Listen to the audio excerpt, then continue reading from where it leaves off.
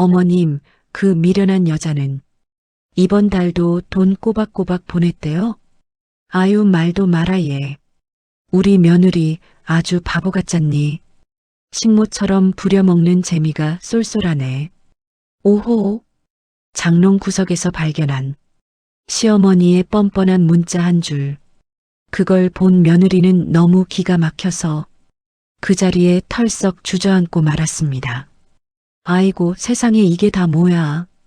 미국에서 라면 먹으며 고생한다던 남편. 세상에 알고 보니 강남 한복판에서 새파랗게 젊은 여자랑 살림을 차리고 있었던 겁니다. 여보, 나 이번 달 교재비가. 그 가증스러운 거짓말에 속아서 식당 일에 대리운전까지 하며 피땀 흘려보낸 내 귀한 돈. 그 돈이 전부 다 그 두 인간의 떵떵거리는 살림살이와 시어머니 명품 가방 사는데 쓰이고 있었던 겁니다. 보통 같으면 가슴을 치며 통곡했겠죠. 그런데 며느리는 울지 않았습니다. 대신 피가 나도록 입술을 꽉 깨물고 바들바들 떨리는 손으로 휴대전화를 꺼내 들었어요. 찰칵, 찰칵. 증거를 모조리 찍어두며 다짐했습니다. 그래, 내 돈으로 호강하니까 좋지? 아주 잘들 사세요. 나는 오늘부로 착한 며느리 끝내겠습니다. 어디 한번 뼈도 못 추리게 해줄 테니까. 며칠 뒤 친척들이 바글바글 모인 시어머니의 칠순 잔치 연회장. 바로 이곳에서 모든 것이 완벽하게 뒤집힙니다. 겉으로는 방긋방긋 웃으며 더없이 고분고분한 며느리였지만 이 여인의 가슴 속에서는 이미 시댁을 쑥대밭으로 만들 무서운 복수가 시작되고 있었어요. 사연 시작 전에 구독과 좋아요 함께 해주세요. 함께 하시는 모든 분들 가정에 축복 넘치시길 바라겠습니다. 새벽 5시 지우는 식당 주방 한 구석에서 차가운 물에 손을 담그며 하루를 시작했습니다. 튀김솥 앞에서 몇 시간을 버틴 탓에 양팔에는 기름이 튀어댄 자국이 붉게 번져 있었어요. 그래도 지우는 입술을 꾹 다물고 그릇을 닦아냈습니다. 지우나, 너는 잠도 안 자니? 어제도 대리운전 새벽까지 뛰었다며 주방 이모가 안쓰러운 얼굴로 물수건을 건네며 말했습니다. 지훈이 젖은 손을 앞치마에 닦으며 옅게 웃었어요. 민준이 공부 끝나면 다 좋아질 거예요. 조금만 더 버티면 돼요. 아이고, 그 말한 지가 벌써 몇 년째니. 내 몸이 먼저 상하겠다. 이모가 혀를 차며 고개를 절레절레 흔들었습니다. 지우는 대답 대신 솥에 기름을 부으며 묵묵히 손을 움직였어요. 미국에서 의사 공부를 하는 남편을 떠올리면 이 고생쯤은 견딜만하다고 스스로를 다독였습니다. 그날 저녁 지훈이 식당 일을 마치고 시댁 현관문을 열자 박 여사가 거실 소파에 비스듬히 누워 있었어요. 손목에는 백화점 명품관에서 새로 산 시계가 번쩍였습니다. 왔니? 통장에 이번 달 돈 들어온 게 왜 이렇게 적어? 박 여사가 손톱을 들여다보며 시큰둥하게 말했습니다. 지훈이 신발을 벗으며 조심스럽게 입을 열었어요. 어머니, 이번 달은 가게 사정이 안 좋아서요. 그래도 대리운전 더 뛰어서 채워 넣을게요. 민준이 학비 밀리면 어쩌려고 그래. 잘난 아들 앞길 막을 거야. 박 여사가 몸을 일으키며 눈을 부라렸습니다. 지우는 명세서를 꺼내려다 손을 멈췄어요. 지난번에도 명세서를 보이자 박 여사가 종이를 바닥에 내팽개치며 며느리가 아들을 의심한다고 길길이 날뛰었거든요. 죄송해요. 더 열심히 할게요. 지훈이 고개를 숙이며 작은 목소리로 말했습니다. 박 여사가 코웃음을 치며 안방으로 들어가 문을 쾅 닫았어요. 지훈은 캄캄한 부엌에 홀로 서서 화상 자국이 가득한 자신의 팔을 한참 동안 내려다봤습니다. 며칠 뒤 박 여사가 동네 개모임에 간다며 화려하게 차려입고 집을 나섰어요. 안방은 손대지 마라. 거기 내 물건 건드리면 가만 안 둘 줄 알아. 박 여사가 현관을 나서며 매섭게 한마디 내뱉었습니다. 지우는 고개를 끄덕이며 시어머니를 배웅했어요. 하지만 묵은 먼지가 가득한 안방을 그냥 둘 수가 없었습니다. 지우는 걸레와 빗자루를 들고 평소 출입이 금지된 안방 문을 열었어요. 장롱 깊숙한 곳을 닦아내려 무거운 문을 열어젖히던 순간이었습니다. 지훈의 손끝에 차가운 금속 상자가 걸렸어요. 자물쇠로 굳게 잠긴 낡은 보관함이었습니다. 지훈의 가슴이 까닭 모를 불안으로 두근거렸어요. 서랍 밑바닥 옷가지를 뒤지자 작은 열쇠 하나가 손에 잡혔습니다. 지훈은 떨리는 손으로 자물쇠를 돌렸어요. 찰칵 하는 소리와 함께 뚜껑이 열렸습니다. 그 안에는 미국에 있어야 할 남편 민준의 이름이 또렷이 찍힌 병원 영수증이 가득했어요. 날짜별로 차곡차곡 정리된 산부인과 영수증이 수십 장이었습니다. 지훈의 손이 덜덜 떨리기 시작했어요. 영수증 아래에는 낯선 여자 이름이 적힌 아기 사진들이 정성스레 끼워져 있었습니다. 그리고 가장 밑바닥에는 박 여사가 그 여자와 함께 백화점에서 유모차를 고르며 환하게 웃는 사진이 놓여 있었어요. 지우는 숨이 턱 막혔습니다. 사진 옆에는 박 여사가 누군가와 주고받은 문자를 인쇄한 종이가 있었어요. 우리 며느리 식모처럼 부려먹는 재미가 쏠쏠하네. 그 한 줄을 읽는 순간 지훈의 눈앞이 새하얗게 변했습니다. 미국에서 고생한다던 남편은 강남 어딘가에 숨어 살림을 차리고 있었어요. 피땀 흘려 보낸 돈이 모두 그 두 집 살림과 시어머니의 사치에 쓰이고 있었던 겁니다. 지우는 바닥에 털썩 주저앉았어요. 온몸이 사시나무처럼 떨렸습니다. 눈물이 뺨을 타고 흘러내렸지만 소리는 한 점도 새어나오지 않았어요. 그렇게 얼마나 앉아 있었을까요? 지훈이 천천히 입술을 깨물었습니다. 울고만 있을 수는 없었어요. 지훈은 떨리는 손으로 휴대전화를 꺼냈습니다. 영수증 한 장, 사진 한 장, 문자 한 줄까지 하나도 빠짐없이 사진으로 찍어두었어요. 찰칵찰칵 셔터 소리만이 텅 빈 안방을 채웠습니다.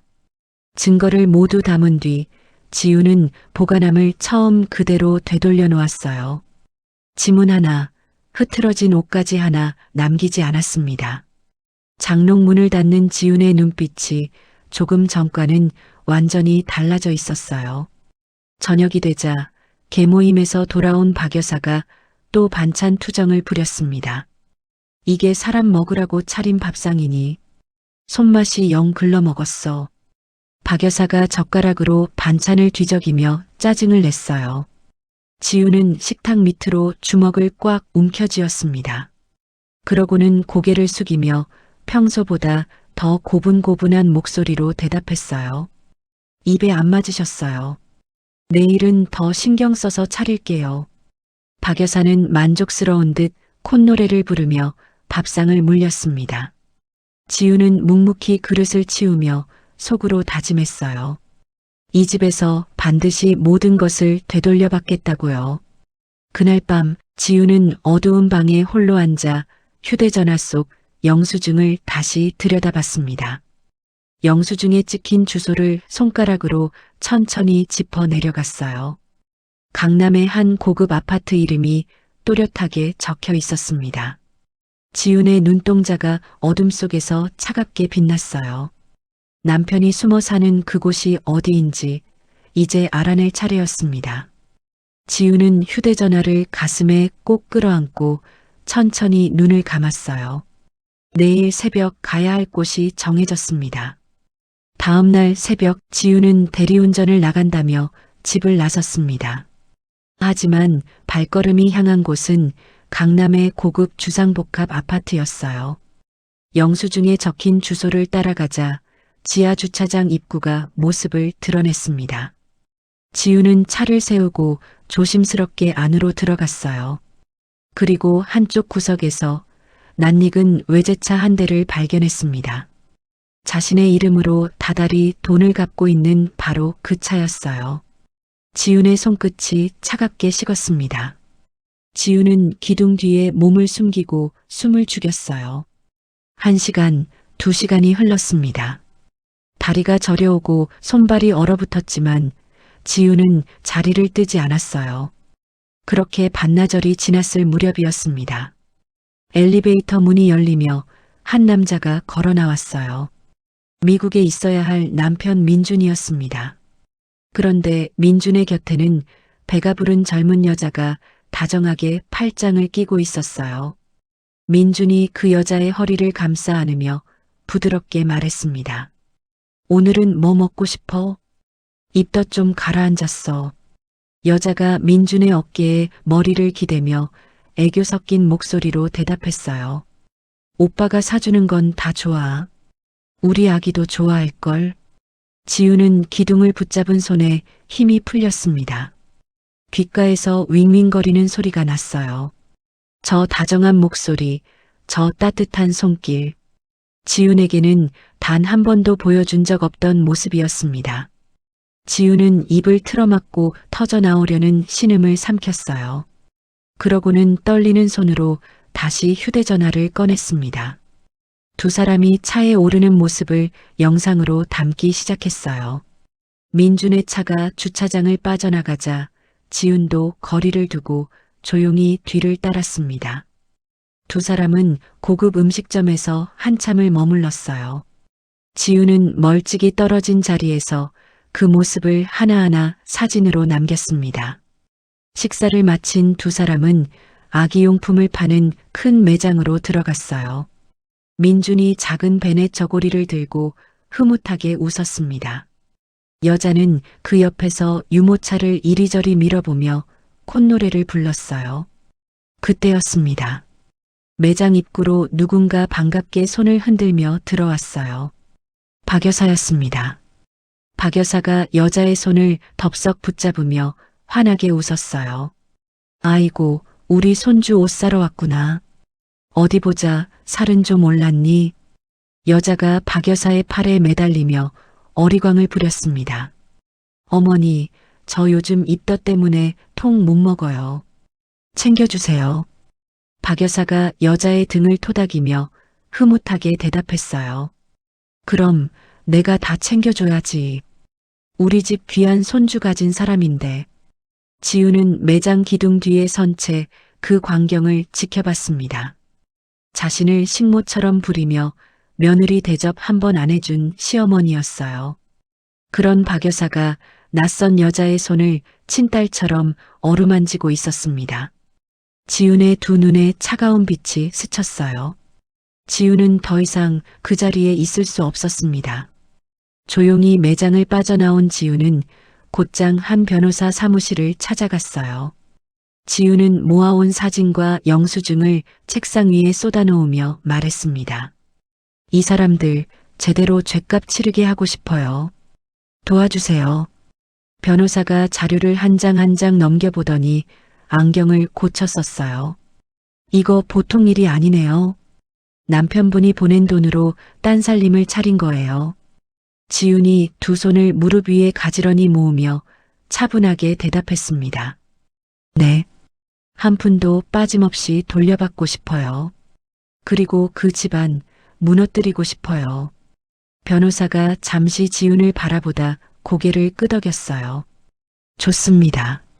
제대로 한번 해봅시다. 먼저 저 여자부터 알아보죠.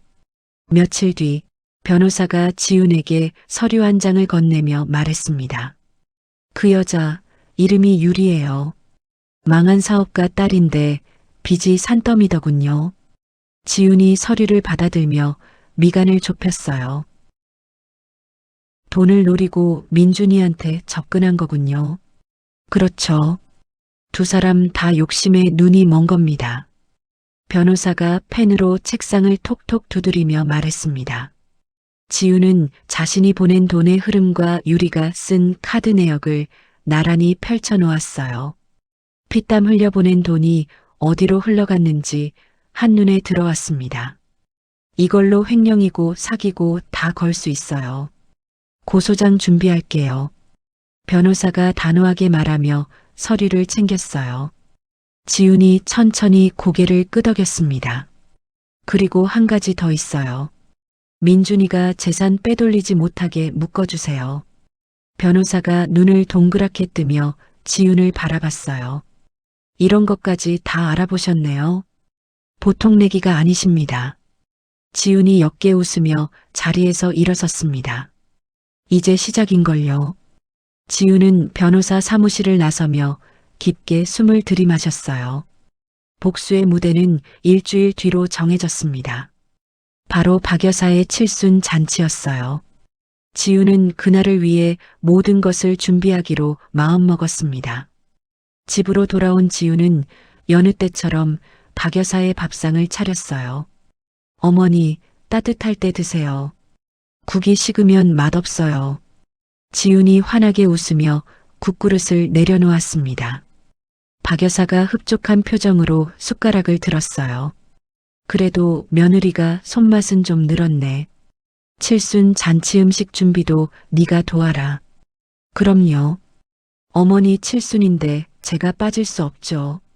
지훈이 부드럽게 대답하며 행주로 식탁을 닦았어요. 겉으로는 더없이 착한 며느리였습니다. 하지만 그날 밤 지훈은 방문을 걸어 잠그고 책상 앞에 앉았어요.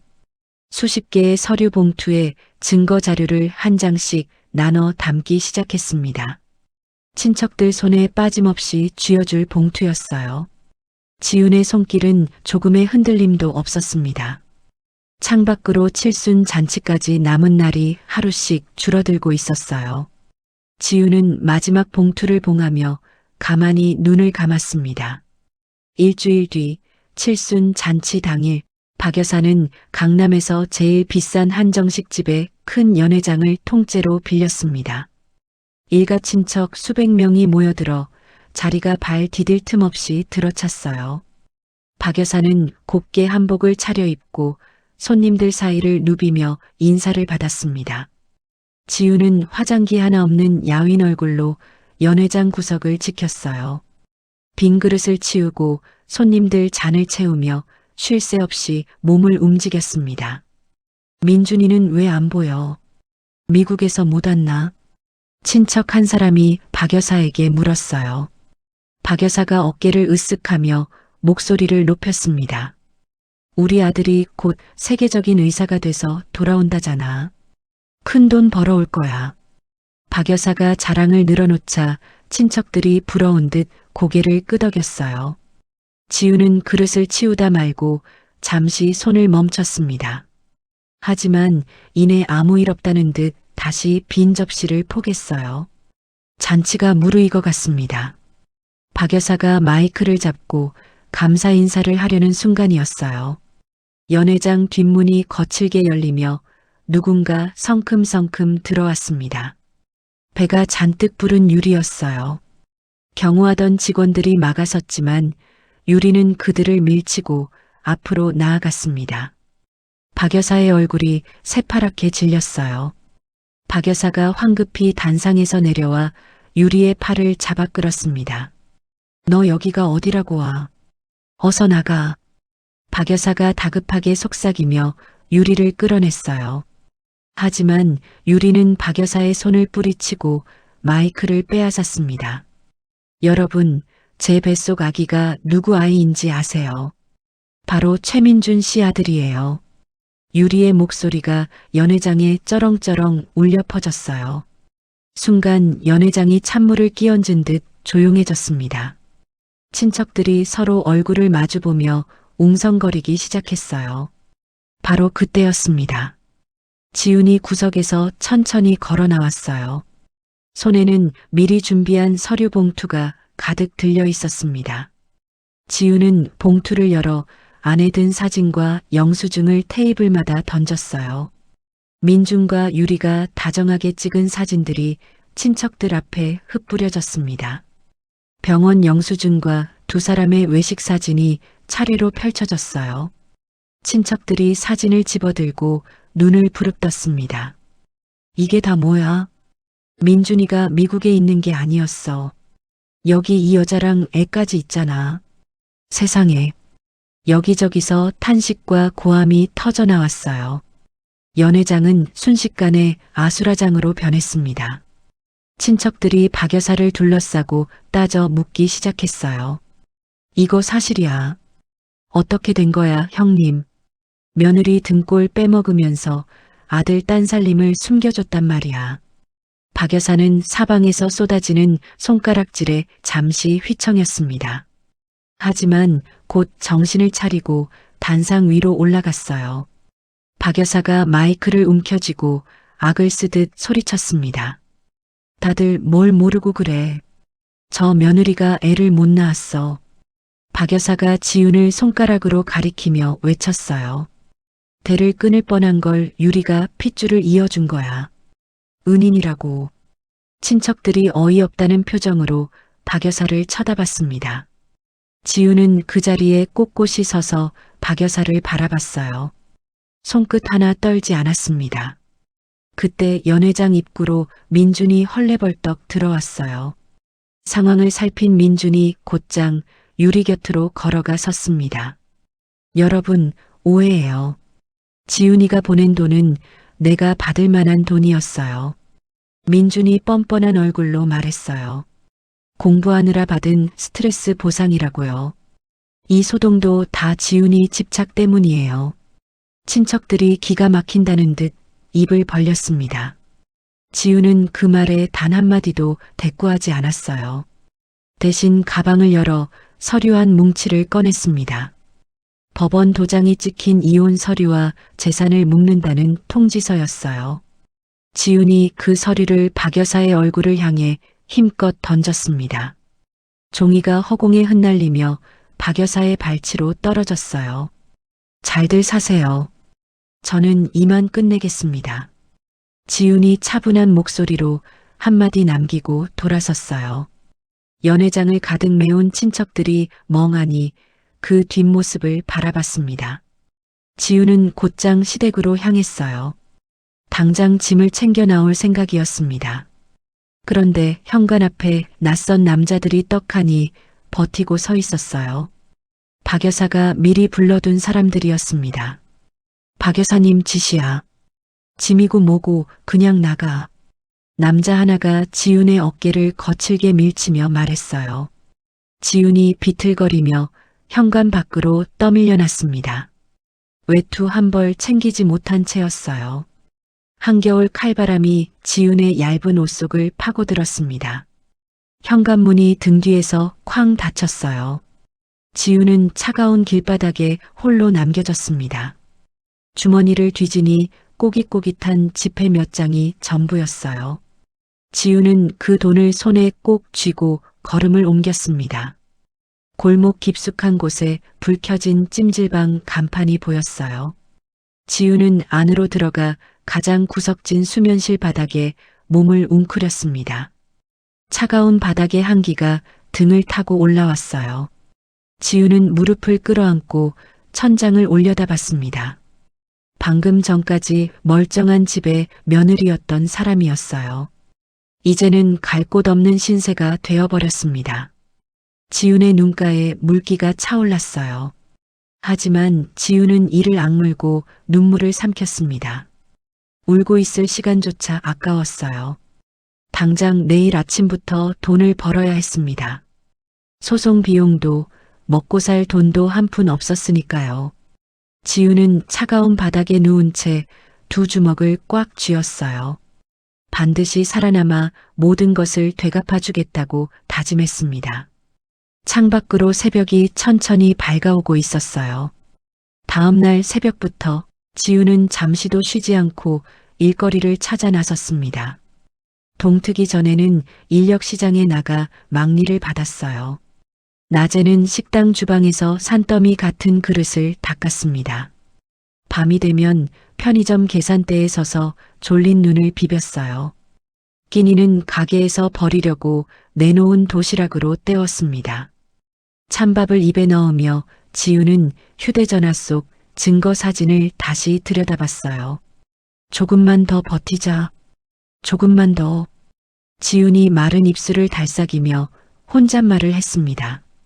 과로에 영양까지 부족해 코피가 주르륵 흐를 때도 있었어요. 그래도 지훈은 휴지로 코를 막고 다시 손을 움직였습니다.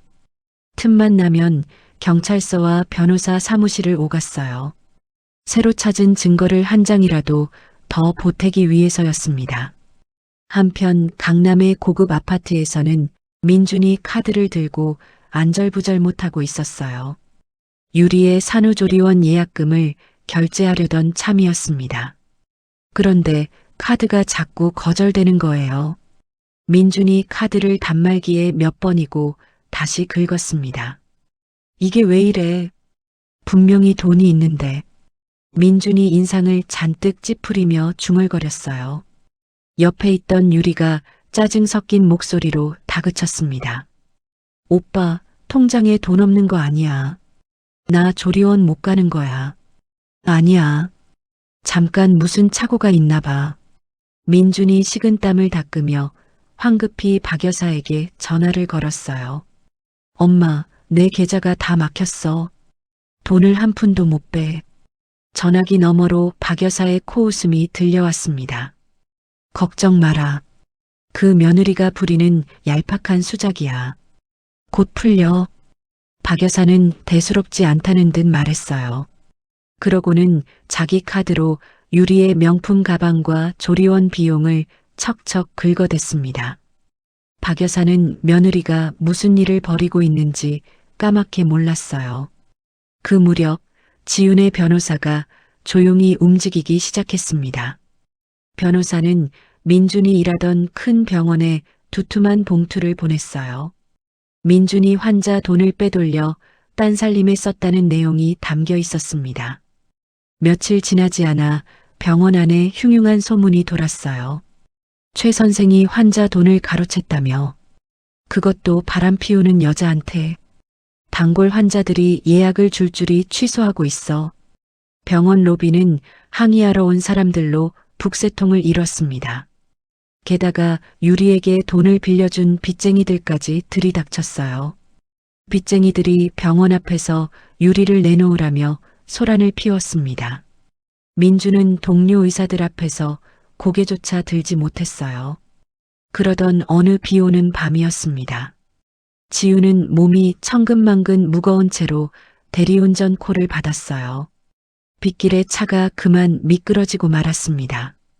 지훈의 차가 앞차를 들이받으며 둔탁한 소리가 났어요.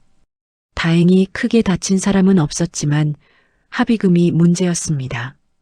보험 처리도 되지 않았어요. 지훈은 그동안 한 푼, 두 푼 모은 소송 비용을 전부 합의금으로 날렸습니다. 빚쟁이들까지 지훈을 찾아와 돈을 갚으라고 닥달했어요. 지훈은 텅 빈 찜질방 구석에 홀로 앉았습니다. 차오르는 설움에 어깨가 들썩였어요. 소리 없는 눈물이 두 뺨을 타고 끝없이 흘러내렸습니다. 내가 왜 이렇게까지 살아야 하는 거야? 지훈이 무릎에 얼굴을 묻고 흐느꼈어요. 그날 밤 지훈은 한강 다리 위에 서 있었습니다. 차가운 난간을 붙잡고 검은 강물을 내려다봤어요. 발밑에서 강바람이 매섭게 휘몰아쳤습니다. 모든 것을 놓아버리고 싶은 마음이 울컥 차올랐어요. 바로 그 순간이었습니다. 유리의 손을 다정하게 잡고 자신을 비웃던 박 여사의 얼굴이 떠올랐어요. 식모라 조롱하던 그 목소리가 귓가에 생생하게 울렸습니다. 지훈이 난간을 움켜쥔 손에 다시 힘을 주었어요. 안 돼. 이렇게 끝낼 수는 없어. 지훈이 거친 손으로 얼굴을 벅벅 문질러 닦았습니다. 눈물 자국이 강바람에 차갑게 말라붙었어요. 지훈은 난간에서 손을 떼고 천천히 몸을 돌렸습니다. 두 눈에는 조금 전과 다른 독한 빛이 서려 있었어요. 반드시 살아서 그들을 끝까지 무너뜨리겠다고 다짐했습니다. 지훈은 곧장 대리운전 회사 지점장을 찾아갔어요. 수수료 안 떼셔도 돼요. 제일 힘든 콜로만 다 주세요. 지훈이 단호한 목소리로 말했습니다. 지점장이 놀란 얼굴로 지훈을 바라봤어요. 거긴 진상 손님이 많아서 다들 안 가려고 하는데 정말 괜찮겠어. 네. 돈만 벌 수 있으면 어디든 가요. 지훈이 망설임 없이 대답했습니다. 지점장은 한숨을 쉬며 가장 험한 동네 콜을 지훈에게 몰아줬어요. 다음 날 밤 지훈은 화려한 네온 불빛이 번쩍이는 유흥가에 섰습니다. 술 취한 손님들의 험한 말도 묵묵히 견뎌냈어요. 손가락이 곱을 만큼 추웠지만 지훈은 운전대를 놓지 않았습니다. 그렇게 콜을 받고 어느 좁은 골목 어귀에 차를 세웠을 때였어요. 어디선가 억눌린 비명이 들려왔습니다. 지훈은 차에서 내려 소리가 난 어둠 속으로 조심스레 발을 옮겼어요. 골목 안쪽에서 무언가 심상치 않은 일이 벌어지고 있었습니다. 골목 깊숙한 곳에서 지훈은 숨이 멎을 듯한 광경을 마주했습니다. 덩치 큰 사내 셋이 한 중년 남자를 벽으로 몰아붙이고 있었어요. 사내들은 남자가 품에 안은 검은 가죽 가방을 빼앗으려 주먹을 휘둘렀습니다. 내놔. 이 가방만 주면 곱게 보내준다니까. 사내 하나가 거칠게 윽박지르며 남자의 멱살을 잡았어요. 남자는 얼굴이 피투성이가 되도록 맞으면서도 가방을 놓지 않았습니다. 안 돼. 이건 절대 못 준다. 남자가 가방을 가슴팍에 꼭 끌어안으며 신음했어요. 지훈의 심장이 쿵쿵 뛰기 시작했습니다. 지훈은 주머니에서 휴대전화를 꺼내 경찰에 신고 버튼을 눌렀어요. 그러고는 곧바로 영상 촬영을 시작했습니다. 그 순간 휴대전화 불빛을 본 사내 하나가 고개를 획 돌렸어요. 저 여자 뭐야? 신고하는 거 아니야. 사내가 품에서 번쩍이는 흉기를 꺼내 들고 지훈에게 달려들었습니다. 지훈은 등골이 오싹했지만 정신을 바짝 차렸어요. 마침 골목에 세워진 배달 오토바이가 눈에 들어왔습니다. 지훈은 있는 힘껏 오토바이를 밀어 넘어뜨렸어요. 오토바이가 요란한 경보음을 울리며 쓰러졌습니다. 귀를 찢는 소리에 사내들이 흠칫 멈춰 섰어요. 근처를 지나던 사람들이 무슨 일인가 하고 골목으로 모여들었습니다. 사람들이 몰려오자 사내들이 당황한 기색을 보였어요. 에이, 재수없게. 그냥 가자. 사내들은 쓰러진 남자를 한 번 더 걷어차고는 어둠 속으로 주랭랑쳤습니다. 지훈은 황급히 남자에게 달려갔어요. 남자의 이마에서 피가 줄줄 흐르고 있었습니다. 지훈은 입고 있던 외투를 벗어 상처를 꾹 눌렀어요. 정신 차리세요. 구급차 부를게요. 지훈이 다급하게 외치며 다시 휴대전화를 들었습니다. 지훈은 구급차를 부르고 병원 응급실까지 남자와 함께 갔어요. 뒤따라온 경찰에게는 자신이 찍은 영상을 넘겼습니다. 이 사람들 얼굴 다 찍혔어요. 꼭 잡아주세요. 지훈이 경찰에게 또박또박 말했어요. 다음 날 의식을 차린 남자가 지훈을 찾았습니다. 남자는 침대에 누운 채 지훈의 손을 덥석 잡았어요. 내가 강도진이라는 사람이요. 식자재 회사를 하고 있어. 강도진이 떨리는 목소리로 입을 열었습니다. 그 가방 안에 회사 운명이 걸린 계약서가 들어 있었어. 당신이 살린 거요. 지훈이 손을 가만히 빼며 옅게 웃었어요. 당연히 할 일을 한 것뿐이에요. 몸조리 잘하세요. 며칠 뒤 강도진은 비서를 시켜 두툼한 봉투를 지훈에게 보냈습니다. 수표가 잔뜩 든 사례금 봉투였어요. 하지만 지훈은 그 봉투를 정중히 돌려보냈습니다. 마음만 받을게요. 돈 받자고 한 일 아니에요. 지훈이 봉투를 비서의 손에 다시 쥐어주며 말했어요. 그러고는 뒤도 돌아보지 않고 일터로 향했습니다. 강도진은 그 이야기를 전해 듣고 한참 동안 말이 없었어요. 지훈의 단호한 모습이 가슴에 깊이 박힌 거예요. 강도진은 사람을 시켜 조용히 지훈의 사정을 알아봤습니다. 며느리를 등쳐먹은 모진 시댁에서 맨몸으로 쫓겨난 사연이었어요. 힘겨운 소송을 홀로 치르고 있다는 것도 알게 됐습니다. 강도진은 직접 지훈이 일하는 동네를 찾아갔어요. 지훈은 식당 설거지를 마치고 버려질 채소를 모으고 있었습니다. 그 자투리 채소로 뚝딱 반찬을 만들어 이웃 상인들에게 나눠주는 거예요. 상인들이 지훈이 만든 반찬을 맛보며 엄지를 치켜 세웠어요. 아이고, 이 솜씨 좀 봐. 식당 차려도 되겠네. 강도진은 멀리서 그 모습을 지켜보며 고개를 끄덕였습니다. 지훈에게 남다른 재주가 있다는 걸 알아챈 거예요. 그 무렵 지훈이 반찬을 나눠주던 상가에 흉흉한 소문이 돌았습니다. 건물 주인이 상인들을 죄다 내쫓으려 한다는 거였어요. 상인들은 갈 곳을 잃을까봐 발만 동동 굴렀습니다.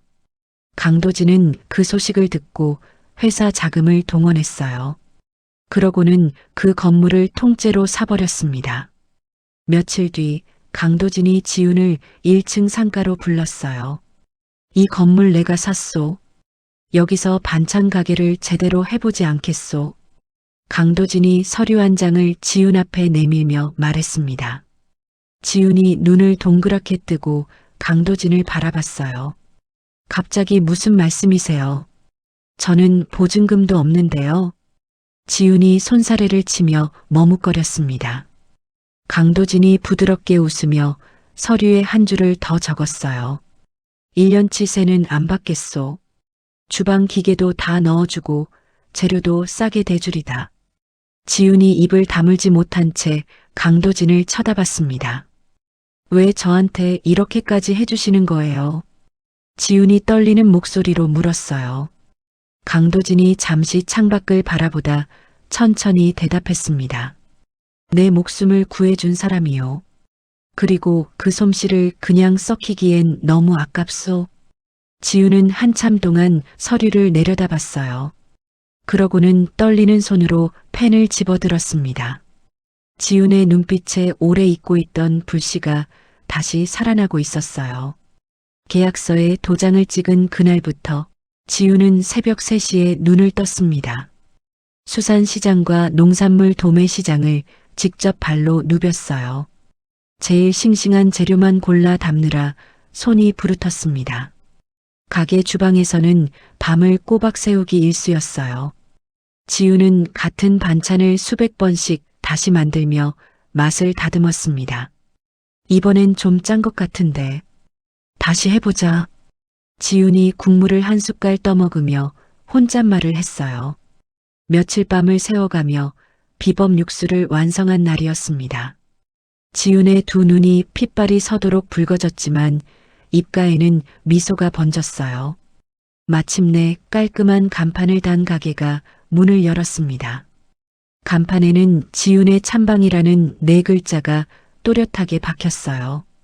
지훈이 직접 우려낸 육수로 만든 반찬은 첫날부터 불티나게 팔렸습니다. 진열대가 텅텅 비도록 손님들이 몰려들었어요. 여기 반찬은 옛날 우리 엄마 손맛이 나네. 한 단골 손님이 반찬을 사가며 흐뭇하게 말했습니다. 지훈은 손님 한 사람 한 사람에게 정성껏 인사했어요. 그렇게 뼈를 깎는 1년이 흘렀습니다. 조미료를 일절 쓰지 않은 지훈의 반찬은 입소문을 타고 퍼졌어요. 새벽 배송 시장까지 점령하며 가게는 어엿한 회사로 커졌습니다. 1년 만에 매출이 수백억대로 뛰어오른 거예요. 자리를 잡고 든든한 돈줄까지 마련한 지훈은 변호사를 바꿨습니다. 이번에는 나라에서 손꼽히는 실력자들로 변호인단을 새로 꾸렸어요. 민준 씨가 유리 이름으로 빼돌린 돈 다 찾아냈습니다. 새 변호사가 두툼한 서류를 펼치며 말했습니다. 박 여사가 시골에 몰래 사둔 땅 문서까지 전부 나왔어요. 지훈이 서류를 천천히 넘기며 차갑게 입꼬리를 올렸습니다. 드디어 시작이네요. 가진 거 하나도 안 남기고 돌려받을 거예요. 지훈이 또박또박 끊어 말했어요. 지훈은 곧장 법원에 강제 집행을 신청했습니다. 박 여사가 사는 시댁집과 민준의 아파트에 압류 명령이 떨어졌어요. 그날 오후 박 여사는 거실에서 비싼 과일을 까먹고 있었습니다. 그때 현관문이 부서질 듯 열리며 사람들이 들이닥쳤어요. 법원에서 나온 집행관들과 열쇠공이었습니다. 집행관들이 값비싼 소파와 큰 냉장고에 빨간 딱지를 척척 붙여나갔어요. 박 여사가 새파랗게 질려 바닥에 주저앉았습니다. 이게 무슨 짓이야? 내 물건에 손대지 마. 박 여사가 집행관의 다리를 붙잡고 매달렸어요. 하지만 곁에 있던 직원들이 박 여사를 가볍게 떼어냈습니다. 같은 시각 강남의 아파트에서도 똑같은 일이 벌어졌어요. 유리가 외출하려다 문 앞을 막아선 집행관들과 마주쳤습니다. 비키세요. 내가 어딜 가든 무슨 상관이에요. 유리가 명품 가방을 끌어안으며 악을 썼어요. 하지만 그 가방도 보석함도 모조리 빨간 딱지가 붙었습니다. 유리는 바닥에 엎드려 목 놓아 울부짖었어요. 두 집이 한꺼번에 쑥대밭이 되어갔습니다. 지우는 집행관이 보내주는 영상으로 그 모습을 지켜봤어요. 지우는 서류에 도장을 꾹 찍으며 차갑게 웃었습니다. 압류가 끝나자마자 지훈의 변호인단이 다시 움직였어요. 신문사 기자들에게 민준과 박 여사의 비리 자료를 한꺼번에 뿌렸습니다. 다음 날 아침 신문 일면에 큼지막한 제목이 실렸어요. 내연녀와 호화 생활 즐긴 의사 일가, 전 재산 압류. 자극적인 제목이 세상을 발칵 뒤집어 놓았습니다. 기사를 확인한 지우는 곧바로 다음 수를 두었어요. 민준이 병원에서 뒷돈까지 챙겼다는 의혹을 경찰에 추가로 고발했습니다. 며칠 뒤 민준이 일하던 병원에 경찰들이 박스를 들고 들이닥쳤어요. 수사관들이 진료 기록과 컴퓨터를 무더기로 들고 나갔습니다. 민준은 환자들이 지켜보는 앞에서 경찰차에 태워졌어요. 병원 로비에 있던 사람들이 손가락질하며 웅성거렸습니다. 병원은 곧바로 회의를 열어 민준을 잘라냈어요. 의사들 모임에서도 민준의 면허를 영영 빼앗기로 했습니다. 통장은 묶이고 경찰 수사까지 시작되자 유리의 마음이 돌아섰어요. 유리는 민준이 잠든 사이 옷장에 숨겨둔 마지막 비상금을 찾아냈습니다. 현금 다발을 가방에 쓸어 담는 유리의 손이 빨라졌어요. 유리는 뱃속 아기에 대한 미련조차 없었습니다. 귀금속만 챙겨 새벽 첫 비행기를 타고 외국으로 도망쳤어요. 아침에 눈을 뜬 민준이 텅 빈 금고를 보고 얼어붙었습니다. 유리야, 이게 어떻게 된 거야? 다 어디 갔어? 민준이 빈 가방을 부여잡고 절규했어요. 하룻밤 사이에 돈도 명예도 여자도 모두 잃은 겁니다. 민준은 동료들에게 전화를 돌려 돈을 빌려달라 애원했어요. 하지만 다들 매정하게 전화를 끊어버렸습니다. 갈 곳 없어진 민준은 술에 잔뜩 취해 박 여사의 집으로 찾아갔어요. 엄마, 이게 다 그 여자 때문이잖아. 내 인생 다 망했어. 민준이 거실 바닥을 뒹굴며 집안 물건을 닥치는 대로 부쉈습니다. 박 여사는 그런 아들을 멍하니 바라볼 뿐이었어요. 두 모자가 머물던 집에는 빨간 딱지만 가득했습니다. 완벽하게 재판을 끝낸 날 지우는 법정 복도를 천천히 걸어 나왔습니다. 지우는 위자료는 물론이고 그동안 보낸 돈을 이자까지 전부 돌려받았어요. 그때 박 여사가 지훈의 바짓가랑이를 와락 붙잡았습니다. 지훈아, 한 번만 살려다오. 내가 잘못했다. 박 여사가 바닥에 엎드려 울부짖었어요. 지훈은 잠시 걸음을 멈추고 박 여사를 내려다봤습니다. 어머니라고 부른 게 부끄럽네요. 그 손 치우세요. 지훈이 구둣발로 박 여사의 손을 밀어내며 차갑게 말했어요. 지훈은 뒤도 돌아보지 않고 법원을 빠져나왔습니다. 강도진의 든든한 투자를 받은 지훈은 큰 공장을 세웠어요. K찬방이라는 이름으로 전국에 가맹점을 내기 시작했습니다. 가게마다 손님이 줄을 서며 그야말로 대박이 났어요. 반면 박 여사와 민주는 추심을 견디지 못했습니다. 살던 집을 헐값에 팔아넘기고 쫓겨나듯 거리로 나앉았어요. 두 모자가 흘러든 곳은 곰팡이 핀 지하 단칸방이었습니다. 보일러조차 들어오지 않는 차가운 방이었어요. 먹고 살 길이 막막해진 두 사람은 폐지를 주우러 다녔습니다. 추운 겨울날 박 여사가 리어카를 끌고 길을 걷고 있었어요. 전자 대리점 앞을 지나던 박 여사의 발이 우뚝 멈췄습니다. 유리창 너머 큰 광고판에 낯익은 얼굴이 떠 있었어요. 대한민국을 이끄는 여성 사장 1위 이지훈. 자막 아래로 환하게 웃는 지훈의 얼굴이 보였습니다. 박 여사는 그 자리에 굳어버렸어요. 식모처럼 부려먹던 며느리가 수백억대 부자가 된 겁니다. 박 여사의 얼굴이 시뻘겋게 달아올랐습니다. 저게 어떻게 저렇게 됐어? 박 여사가 가슴을 쾅쾅 치며 길바닥에서 통곡했어요. 지나가던 사람들이 미친 사람 보듯 박 여사를 피해갔습니다. 박 여사의 두 눈에 도끼가 서리기 시작했어요. 복수심에 사로잡힌 박 여사는 끔찍한 일을 꾸미기 시작했습니다. 마지막 남은 금반지를 전당포에 맡겨 돈을 만들었어요. 그 돈으로 추적을 피할 대포폰 수십 대를 몰래 사들였습니다. 박 여사는 한밤중에 지훈의 공장 근처 쓰레기장으로 숨어들었어요. 근처 노숙자에게 돈을 쥐어주고 일을 시켰습니다.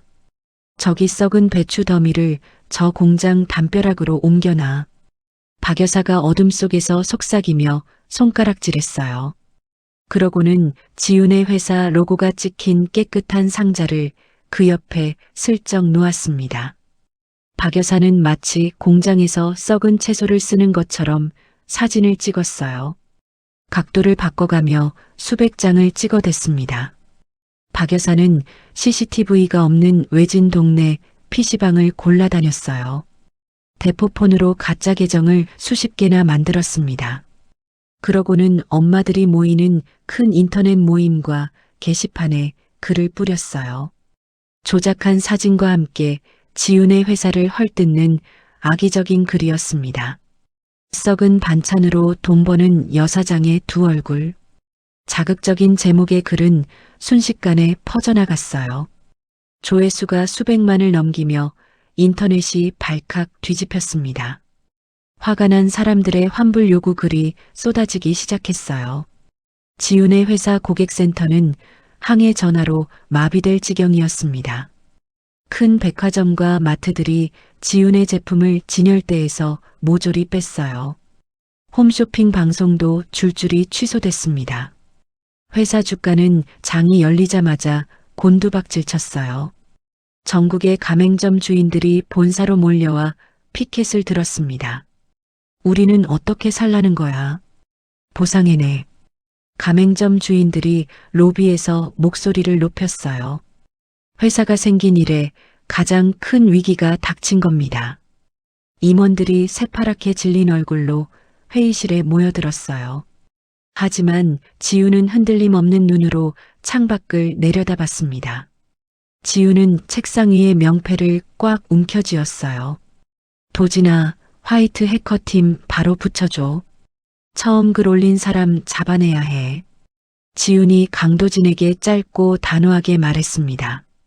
가짜 뉴스가 터지고 사흘째 되던 날 아침이었어요. 박 여사는 자기 손으로 회사를 거의 망하게 했다고 확신했습니다. 박 여사는 누더기 같은 코트를 걸치고 지훈의 회사로 향했어요. 본사 1층 로비로 당당하게 걸어 들어갔습니다. 경비원들이 박 여사를 막아섰어요. 하지만 박 여사는 미리 불러둔 기자들을 향해 소리쳤습니다. 내가 저 사장 시험이요. 저 며느리가 늙은 나를 길거리로 내쫓았소. 박 여사가 로비 바닥에 주저앉아 대성통곡했어요. 수십 대의 카메라가 일제히 박 여사를 향해 불을 밝혔습니다. 박 여사의 입에서 거짓말이 술술 흘러나오기 시작했어요. 로비 바닥에 주저앉은 박 여사는 기자들을 향해 목청을 한껏 높였습니다. 저 며느리가 늙은 시어미를 쫓아내고 썩은 반찬으로 사람들을 속였소. 박 여사가 손등으로 눈물을 훔치며 외쳤어요. 기자들이 우르르 박 여사 주위로 몰려들었습니다. 당장 며느리 내려오라고 하시오. 회사 절반이랑 아파트 한 채 내놓으라 해. 박 여사가 노골적으로 협박을 쏟아냈어요. 안 그러면 더 끔찍한 비리를 다 까발릴 테니까. 박 여사가 기자들을 둘러보며 악을 썼습니다. 바로 그 순간이었어요. 로비 중앙의 엘리베이터 문이 스르륵 열렸습니다. 말끔한 정장을 차려입은 지훈이 굳은 얼굴로 걸어 나왔어요. 기자들의 질문이 한꺼번에 쏟아졌지만 지훈은 손짓으로 막았습니다. 지훈은 곁에 선 임원에게 눈짓을 보냈어요. 로비 벽면에 거대한 전광판에 불이 들어왔습니다. 화면에는 한밤중 쓰레기장의 모습이 또렷하게 떠올랐어요. 박 여사가 노숙자에게 돈을 건네는 장면이었습니다. 박 여사가 직접 썩은 채소를 담벼락으로 옮기며 사진 각도를 잡고 있었어요. 높은 화질의 영상이 소리까지 그대로 흘러나왔습니다. 저기 그 상자 옆에 배추 덤이 좀 더 가까이 나. 영상 속 박 여사의 목소리가 로비에 쩌렁쩌렁 울렸어요. 로비에 모인 사람들이 일제히 숨을 들이켰습니다. 이어서 화면이 바뀌었어요.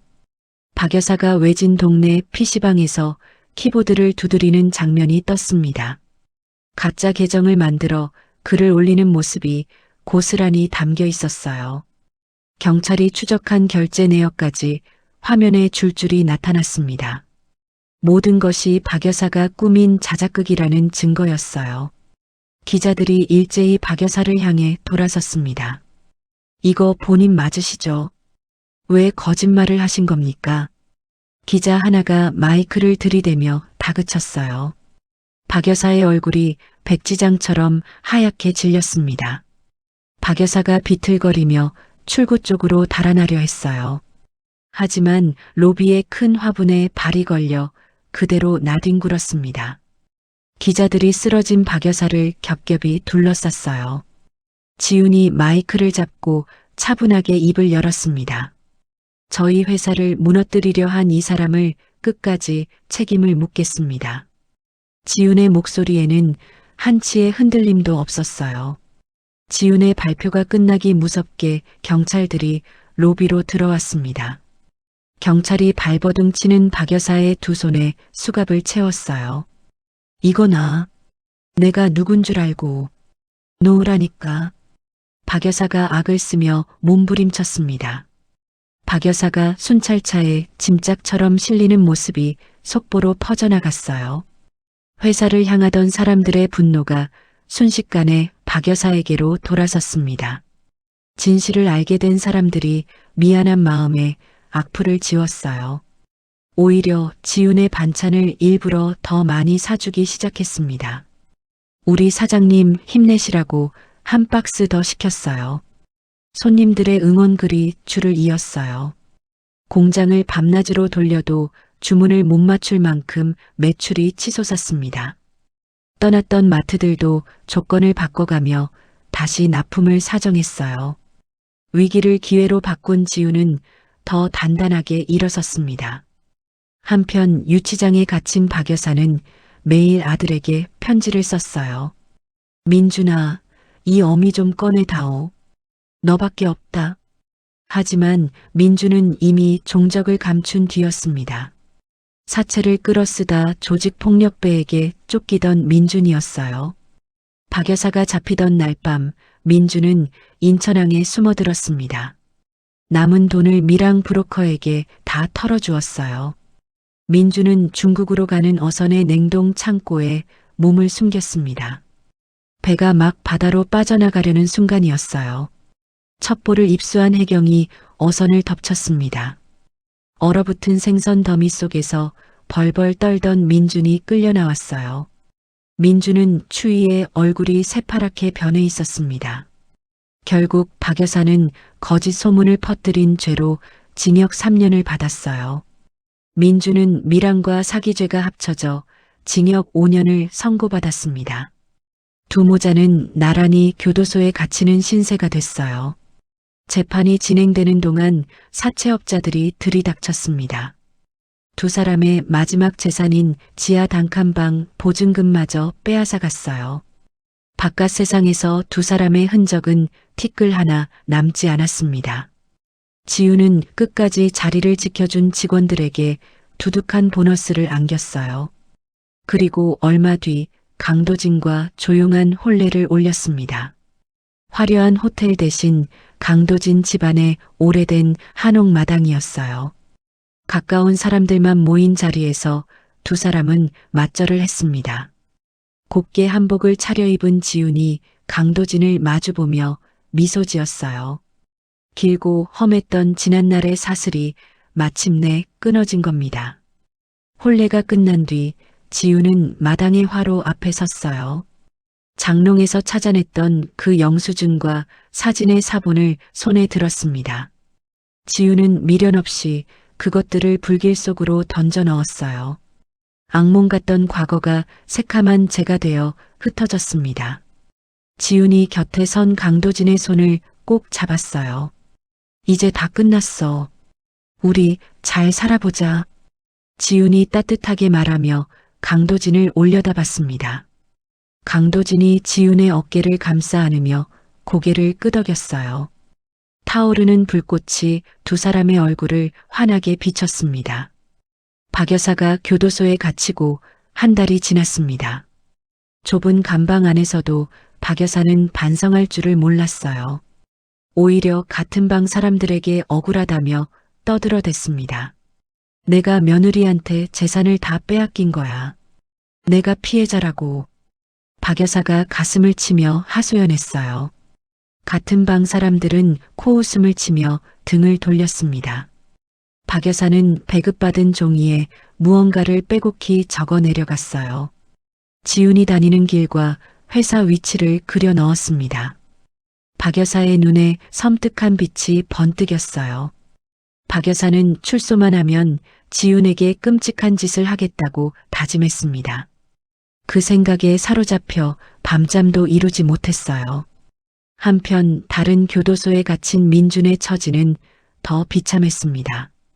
민준은 험한 죄를 지은 사람들과 한 방을 쓰게 됐어요. 날마다 얻어맞고 시달리는 신세였습니다. 야, 의사 선생. 오늘도 한 대 맞아야지. 같은 방 사내가 민준의 머리를 툭툭 치며 비웃었어요. 민준은 구석에 웅크린 채 벌벌 떨었습니다. 견디다 못한 민준의 머릿속에 못된 꾀가 떠올랐어요. 마침 곧 풀려날 험상궂은 사내가 눈에 들어왔습니다. 민준은 그 사내에게 슬그머니 다가가 귓속말을 했어요. 내 전처 집에 금괴랑 돈이 수십억어치 숨겨져 있어. 민준이 목소리를 낮춰 거짓말을 늘어놓았습니다. 사내가 눈을 번뜩이며 민준을 쳐다봤어요. 그게 정말이요. 허튼 소리면 가만 안 둘 거요. 진짜요. 그 여자만 붙잡고 금고를 털면 절반을 줄이다. 민준이 침을 꿀꺽 삼키며 사내를 부추겼습니다. 사내가 입꼬리를 비틀며 고개를 끄덕였어요. 민준은 자기 손에 피 한 방울 안 묻히고 복수할 셈이었습니다. 그러나 지훈의 회사는 이미 한 발 앞서 움직이고 있었어요. 회사 법무팀에는 교도소 안의 소식을 전해주는 사람이 있었습니다. 두 모자가 꾸미는 살벌한 음모가 곧바로 지훈에게 전해졌어요. 보고를 받은 지훈의 얼굴이 굳어졌습니다. 지훈은 곧장 강도진에게 전화를 걸었어요. 도진아, 민준이가 사람을 사서 나를 노린대. 박 여사도 이상한 짓을 꾸미고. 지훈이 차분하지만 단호한 목소리로 말했습니다. 전화기 너머 강도진의 목소리가 낮게 가라앉았어요. 걱정 마. 내가 다 알아서 할게. 당신 머리카락 하나 못 건드리게 해. 강도진이 단호하게 대답했습니다. 강도진은 그날로 최고의 경호팀을 꾸렸어요. 군대 특수부대 출신들로만 채운 실력자들이었습니다. 지훈의 집과 회사는 물론 다니는 길목마다 경호망을 둘렀어요. 24시간 빈틈없는 그림자 경호가 시작됐습니다. 그로부터 몇 달 뒤였어요. 가석방으로 풀려난 사내가 곧바로 민준의 말을 행동에 옮기기 시작했습니다. 사내는 흥신소를 동원해 지훈의 집 주소를 알아냈어요. 한 달이나 지훈의 뒤를 캐며 동선을 살폈습니다. 사내는 지훈이 매주 수요일 혼자 움직인다는 것을 알아냈어요. 지훈은 그날마다 수행원 없이 보육원으로 봉사를 다녔습니다. 사내는 보육원 뒷산 외진길에 차를 세우고 숨어 기다렸어요. 수요일 오후 지훈이 봉사를 마치고 차에 올랐습니다. 지훈이 시동을 거는 순간이었어요. 검은 마스크를 쓴 사내가 야구 방망이로 운전석 유리를 깨부쉈습니다. 유리 파편이 사방으로 튀었어요. 사내가 지훈의 멱살을 잡으려 손을 뻗었습니다. 지훈이 미처 몸을 피할 틈도 없었어요. 바로 그 순간이었습니다. 뒤따라오던 경호 차량 2대가 사내의 차를 앞뒤로 들이받았어요. 건장한 경호원 넷이 차에서 뛰쳐나왔습니다. 경호원들이 발버둥 치는 사내를 순식간에 바닥에 눌러 제압했어요. 단 1분도 걸리지 않았습니다. 이거나 너희가 뭔데? 사내가 아스팔트에 짓눌린 채 악을 썼어요. 경호원들은 사내를 곧장 경찰에 넘겼습니다. 지훈은 떨리는 손을 가만히 모으며 숨을 골랐어요. 다행히 작은 상처 하나 없이 무사했습니다. 경찰이 사내의 은신처를 덮치자 끔찍한 물건들이 쏟아져 나왔어요. 민준이 교도소에서 직접 적어 건넨 지시서가 무더기로 발견됐습니다. 지훈을 해치고 집을 털라는 내용이 빼곡히 적혀 있었어요. 검찰은 곧바로 두 모자의 감방을 샅샅이 뒤졌습니다. 박 여사의 사물함 밑바닥에서도 섬뜩한 계획서가 나왔어요. 지훈에게 끔찍한 짓을 하겠다는 글이 가득했습니다. 법원은 감옥 안에서 흉악한 짓을 꾸민 민준에게 무거운 형을 더 내렸어요. 박 여사 역시 형이 크게 늘어났습니다. 두 모자는 빛도 들지 않는 지하 독방으로 옮겨졌어요. 하루 30분의 운동조차 허락되지 않는 곳이었습니다. 박 여사는 차가운 독방벽에 머리를 찌우며 짐승처럼 울부짖었어요. 두 번째 위기를 무사히 넘긴 지훈은 비로소 깊은 숨을 내쉴 수 있었습니다. 오랫동안 자신을 옭아매던 두려움에서 풀려난 거예요. 지훈은 사건을 맡은 경찰들과 경호원들을 직접 찾아갔습니다. 덕분에 제가 살았어요. 정말 고맙습니다. 지훈이 고개를 깊이 숙이며 두둑한 위로금을 전했어요. 경찰들이 손사래를 치며 한사코 사양했습니다. 저희는 할 일을 한 것뿐인데요. 이러시면 안 됩니다. 받아주세요. 제 마음이 그래야 편해요. 지훈이 따뜻하게 웃으며 봉투를 쥐어줬어요. 그날 저녁 지훈은 강도진과 마주 앉았습니다. 지훈의 눈빛에는 전에 없던 단단한 결심이 서려 있었어요. 도진아, 나 같은 사람들 돕는 일을 하고 싶어. 지훈이 차분하게 입을 열었습니다. 억울하게 당하고도 어디 하소연할 데 없는 사람들 말이야. 지훈의 목소리가 조금 떨렸어요. 강도진이 지훈의 손을 가만히 잡았습니다. 나도 같은 생각이었어. 우리 같이 하자. 강도진이 망설임 없이 대답했어요. 강도진은 자신의 주식 절반을 선뜻 내놓았습니다. 두 사람은 새희망 재단이라는 이름으로 단체를 세웠어요. 지훈이 그 재단의 이사장 자리에 앉았습니다. 재단의 첫 번째 일은 한 여성을 돕는 것이었어요. 남편에게 재산을 빼앗기고 폭력에 시달리다 도망친 여성이었습니다. 지우는 그 여성에게 최고의 변호인단을 무료로 붙여줬어요. 힘겨운 싸움 끝에 가해자가 벌을 받게 됐습니다. 지훈이 직접 그 여성의 손을 잡고 법원 계단을 내려왔어요. 그 모습이 신문과 방송에 크게 실렸습니다. 저 사장님이 우리 같은 사람들 편이래. 세상에 저런 분도 다 있네. 참 고맙지. 사람들의 마음이 지훈에게로 모여들었어요. 재단은 어려운 처지의 여성들에게 든든한 방패가 됐습니다. 재단이 좋은 일을 할수록 지훈의 회사도 더 큰 사랑을 받았어요. 전국의 큰 백화점마다 지훈의 반찬이 가장 좋은 자리를 차지했습니다. 바쁜 와중에도 지훈은 소박한 행복을 놓치지 않았어요. 매일 아침 강도진이 차려주는 밥을 먹는 일이었습니다. 오늘은 당신이 좋아하는 된장국 끓였어. 어서 먹어. 강도진이 국그릇을 내려놓으며 환하게 웃었어요. 당신이 끓인 게 우리 회사 거보다 맛있어. 지훈이 장난스럽게 말하며 숟가락을 들었습니다. 두 사람이 마주보며 웃음을 터뜨렸어요. 지난 날에는 꿈조차 꾸지 못했던 평범한 아침이었습니다. 그러던 어느 주말 아침이었어요. 지훈이 식탁 위에 종이 한 장을 슬며시 올려놓았습니다. 병원에서 받아온 서류였어요. 이게 뭐야? 어디 아픈 거 아니지? 강도진이 걱정스러운 얼굴로 종이를 집어들었습니다. 서류를 읽어 내려가던 강도진의 손이 멈칫했어요. 쌍둥이를 가졌다는 내용이었습니다. 강도진이 의자에서 벌떡 일어났어요. 정말이야.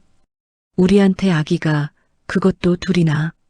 강도진이 떨리는 목소리로 외쳤습니다. 강도진은 지훈을 번쩍 안아 올렸어요. 고마워. 정말 고마워. 강도진의 두 눈에서 기쁨의 눈물이 흘러내렸습니다.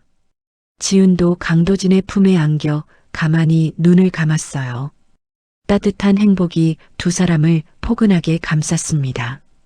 그로부터 10달 뒤 지훈은 건강한 쌍둥이 남매를 낳았어요. 작은 손가락을 꼼지락거리는 아기들을 보며 지훈은 눈시울을 붉혔습니다.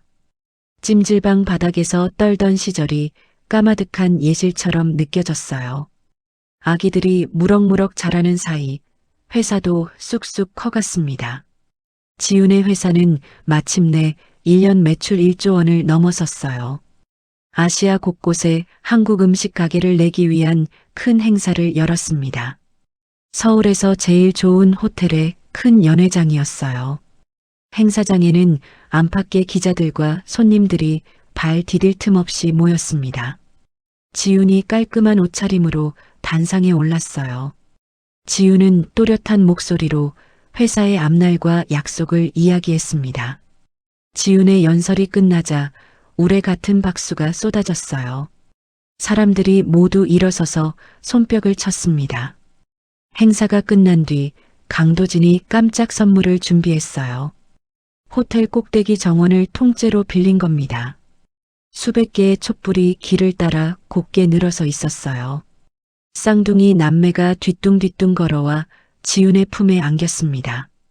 지훈이 아이들을 꼭 끌어안으며 강도진을 바라봤어요. 우리가 여기까지 왔네. 정말 꿈만 같아. 지훈이 촉촉해진 눈으로 속삭였습니다. 강도진이 지훈과 아이들을 한꺼번에 감싸 안았어요. 지훈이 행복의 절정을 누리던 그 시각, 교도소 지하 독방의 박 여사는 나날이 시들어갔습니다.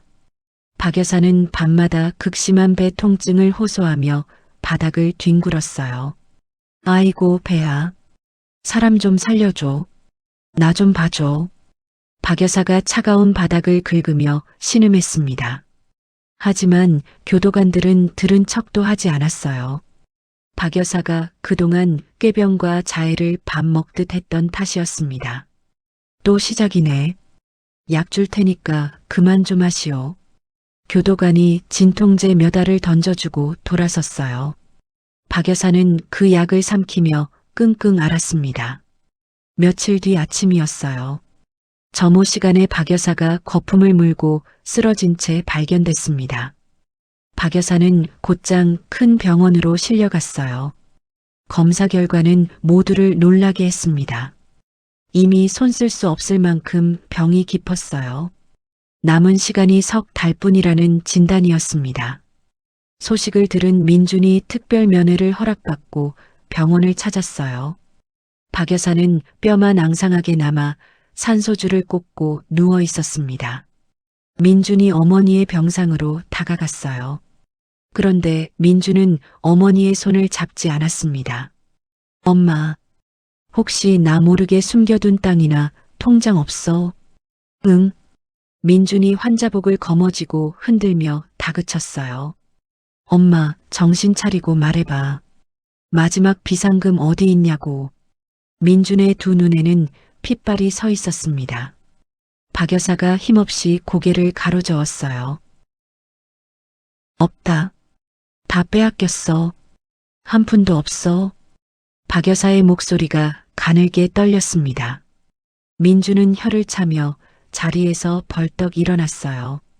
쓸모도 없네. 괜히 시간 낭비했잖아. 민준이 차갑게 내뱉고는 면회실을 나가버렸습니다. 박 여사는 멀어지는 아들의 뒷모습을 멍하니 바라봤어요.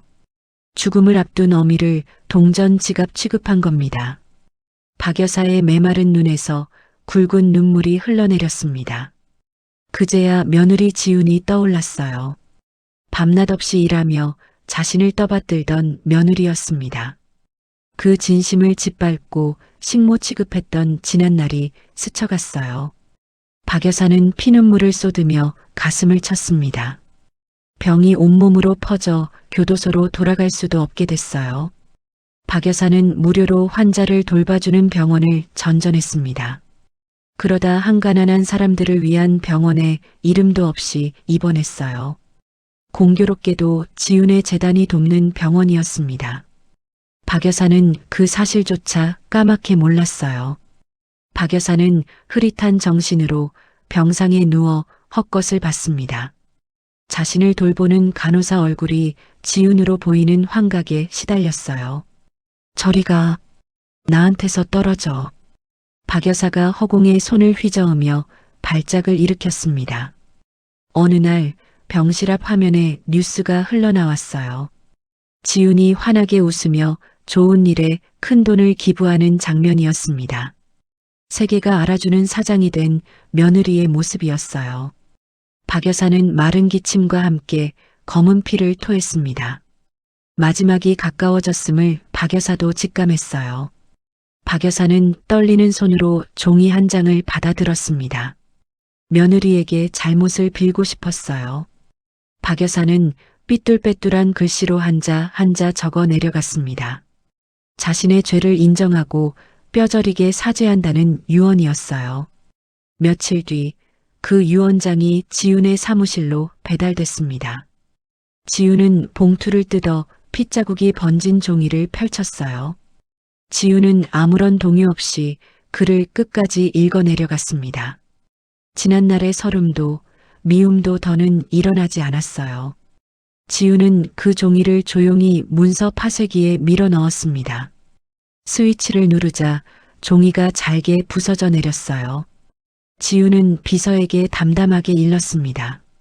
장례식에 조화 하나 보내지 마세요. 저는 일정대로 갈게요. 지훈이 자리에서 일어나 옷매무새를 가다듬었어요. 지훈은 아픈 아이들을 돕는 행사장으로 당당하게 향했습니다. 한편 교도소의 민준에게도 어머니의 부고가 전해졌어요. 민준은 장례 휴가마저 거부하고 교도소에 남았습니다. 그런데 민준이 거짓말을 했다는 사실이 같은 방 사람들에게 들통났어요. 숨겨둔 돈이 처음부터 없었다는 게 밝혀진 겁니다. 험상궂은 사내들이 민준을 가만두지 않았습니다. 민준은 날마다 시달리며 크게 다쳤어요. 결국 민준은 의식을 잃고 교도소 의무실로 실려갔습니다. 그해 겨울 지훈은 새로운 일을 시작했어요. 자신이 걸어온 모든 길을 책으로 남기기로 한 겁니다. 지우는 옛 일기장을 꺼내 한 장씩 들춰봤어요. 그 안에는 장롱 속 비밀을 알게 된 날의 기록도 담겨 있었습니다. 지우는 그 시절의 자신을 가만히 떠올리며 펜을 들었어요. 지훈이 펴낸 책이 세상에 나왔습니다. 상처를 딛고 일어선 별이라는 제목이었어요. 책은 나오자마자 큰 서점마다 가장 잘 팔리는 자리에 놓였습니다. 일주일 만에 종합 1위에 오르며 수백만 권이 나갔어요. 나도 이 책 읽고 펑펑 울었어. 우리 딸도 꼭 읽혀야지. 서점에 온 손님들이 책을 품에 안고 말했습니다. 지훈이 처음 장사를 시작한 반찬가게 본점도 새 단장을 했어요. 이제는 어려운 상인들에게 장사를 가르치는 곳이 됐습니다. 날마다 사람들이 찾아오는 희망의 터가 된 거예요. 회사 주식은 외국 자본까지 끌어들이며 10배 넘게 뛰었습니다. 지훈은 영향력 있는 여성 부자 명단에 당당히 이름을 올렸어요. 책 출간을 기념하는 자리에서 강도진이 마이크를 잡았습니다. 강도진은 수백 명의 독자 앞에서 지훈의 손을 꼭 잡았어요. 이 사람은 세상에서 가장 위대한 승리자입니다. 강도진이 벅찬 목소리로 말했습니다. 지훈이 쑥스러운 듯 환하게 미소 지었어요. 그렇게 다시 평온한 5해가 흘렀습니다. 쌍둥이 남매는 훌쩍 자라 나란히 초등학교에 들어갔어요. 지훈의 가족은 너른 잔디밭이 딸린 집에서 단란하게 지냈습니다. 지훈의 회사는 뉴욕과 파리 한복판에도 큰 가게를 열었어요. 명실상부한 세계적인 음식 회사로 우뚝 선 겁니다. 아무리 바빠도 지훈은 주말이면 앞치마를 둘렀어요. 강도진과 아이들과 함께 텃밭에서 채소를 길렀습니다. 엄마, 방울토마토가 빨갛게 익었어. 이거 따도 돼. 딸아이가 토마토를 가리키며 깡충깡충 뛰었어요. 그럼 우리 딸이 직접 따보렴. 지훈이 아이의 머리를 쓰다듬으며 웃었습니다. 지훈은 옛 시장 골목 상인들을 모아 작은 모임도 만들었어요. 홀로 아이를 키우는 엄마들이 함께 힘을 모으는 자리였습니다. 지훈은 그곳에 자주 들러 장사 비법을 나눠줬어요. 어느 금요일 오후였습니다. 지훈은 모임 조리실에서 직접 팔을 걷어붙였어요.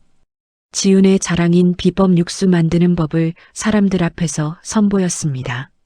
자, 이렇게 천천히 우려야 깊은 맛이 나요. 급하면 안 돼요. 지훈이 국자로 국물을 저으며 설명했어요. 사람들이 눈을 반짝이며 그 모습을 지켜봤습니다. 시연을 마친 지훈은 경호원들과 함께 건물을 나섰어요. 지훈이 길을 걷다 상가 뒷골목 쪽으로 시선을 돌렸습니다. 쓰레기장 근처에 한 사람이 구부정하게 앉아 있었어요. 지독한 냄새를 풍기는 노숙자였습니다. 얼굴이 해골처럼 야윈 그 사람은 다름 아닌 민준이었어요. 교도소에서 크게 다친 뒤 형을 멈추고 풀려난 신세였습니다. 성한 정신이 아닌 채로 거리를 떠돌고 있었어요. 민주는 쓰레기통을 뒤져버려진 음식 조각을 줍고 있었습니다. 그때 동네 들개 한 마리가 그 조각을 노리고 달려들었어요. 민주는 짐승처럼 으르렁거리며 들개와 엉겨붙었습니다. 들개에게 팔을 물리면서도 음식을 입에 우겨 넣었어요. 지우는 그 비참한 모습을 가만히 내려다봤습니다. 차갑고도 무심한 눈빛이었어요. 민주는 자신을 내려다보는 여인을 알아보지 못했습니다. 자신의 인생을 망쳐놓았다고 우기던 전처 지훈이었어요. 하지만 흐려진 정신은 아무것도 기억하지 못했습니다. 민주는 그저 바닥에 부스러기만 핥을 뿐이었어요. 지훈은 작은 동정심조차 느끼지 않았습니다. 남의 피눈물을 짜낸 사람의 끝이 어떤지 똑똑히 본 거예요. 지훈은 조용히 몸을 돌렸습니다. 저만치서 자신을 부르는 강도진이 보였어요. 지훈은 환하게 웃으며 강도진에게로 걸어갔습니다. 차에 올라 멀어지는 풍경을 바라보며 지우는 가만히 눈을 감았어요. 집으로 돌아온 지우는 거실벽에 그림 한 장을 걸었습니다. 아이들이 크레파스로 그린 네 식구의 모습이었어요. 지우는 그 그림을 한참 동안 바라봤습니다. 싸워서 지켜낸 이 평화가 더없이 소중했어요. 강도진이 따뜻한 차를 건네며 지훈을 뒤에서 안았습니다. 고생 많았어. 이제 다 우리 거야. 강도진이 나직하게 속삭였어요. 두 사람은 서로의 온기를 나누며 한참을 그렇게 있었습니다. 다음 날 아침 지훈은 회사 신입사원들 앞에 섰어요. 수천 명이 모인 큰 강당이었습니다. 지훈은 화려한 장비를 다 물리고 마이크 하나만 들었어요. 저는 단돈 몇만 원으로 찜질방 바닥에서 떨던 사람입니다. 지훈이 또렷한 목소리로 입을 열었습니다. 누가 씌운 부당한 굴레에 침묵하지 마세요. 두 발로 일어서세요. 지훈의 진심 어린 말에 강당이 숙연해졌어요. 어떤 절망 속에서도 자신을 포기하지 마세요. 지훈이 가슴 깊은 곳에서 말을 끌어냈습니다.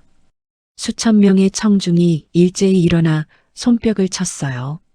맨 뒷줄에서 강도진이 누구보다 크게 환호했습니다. 연설을 마친 지훈이 눈부신 미소로 단상을 내려왔어요. 수많은 카메라 불빛이 지훈의 얼굴을 밝게 비쳤습니다. 지훈이 회사 유리문을 열고 밖으로 나섰어요. 맑게 갠 봄 하늘 아래 벚꽃잎이 흩날리고 있었습니다. 밖에서 기다리던 강도진과 쌍둥이 남매가 지훈에게 달려왔어요. 아이들이 지훈의 허리를 끌어안았습니다. 네 식구가 봄 햇살 아래 환하게 웃음을 터뜨렸어요. 낡은 장롱 문을 부수고 나와 스스로 빛이 된 지훈이었습니다. 지훈은 가족의 손을 꼭 잡고 벚꽃길로 걸음을 내디뎠어요. 지훈의 이야기는 우리에게 묵직한 울림을 남깁니다. 세상에서 가장 낮은 자리, 차가운 찜질방 바닥에서 떨던 한 사람이 어떻게 다시 일어섰을까요? 지훈은 누구보다 깊은 배신을 당했지만 그 상처에 주저앉지 않았어요. 눈물을 닦고 두 발로 일어서서 자신의 인생을 스스로 되찾았습니다. 며느리를 식모처럼 부리던 시어머니도 아내를 속이던 남편도 결국 자신이 뿌린 대로 거두었지요. 남의 피눈물을 짜내며 쌓은 것은 결코 오래가지 못한다는 것을 이 이야기는 조용히 일깨워줍니다. 반대로 묵묵히 견디며 정직하게 살아온 지훈의 손에는 끝내 가장 따뜻한 봄날이 찾아왔어요. 혹시 지금 힘든 시간을 지나고 계신 분이 있다면 부디 자신을 포기하지 마세요. 어떤 어둠 속에서도 스스로를 믿고 한 걸음 내딛는 사람에게는 반드시 빛이 찾아온답니다. 오늘의 이야기는 여기까지입니다. 여러분은 지금 어디에서 이 이야기를 듣고 계신가요? 이야기를 끝까지 함께 해주셨다면 댓글에 듣고 계신 지역과 잘 들었어요. 로 여러분의 흔적을 남겨주세요. 아직 구독하지 않으셨다면 구독 버튼도 잊지 마시고요. 저는 다음 사연으로 다시 찾아뵙겠습니다. 감사합니다.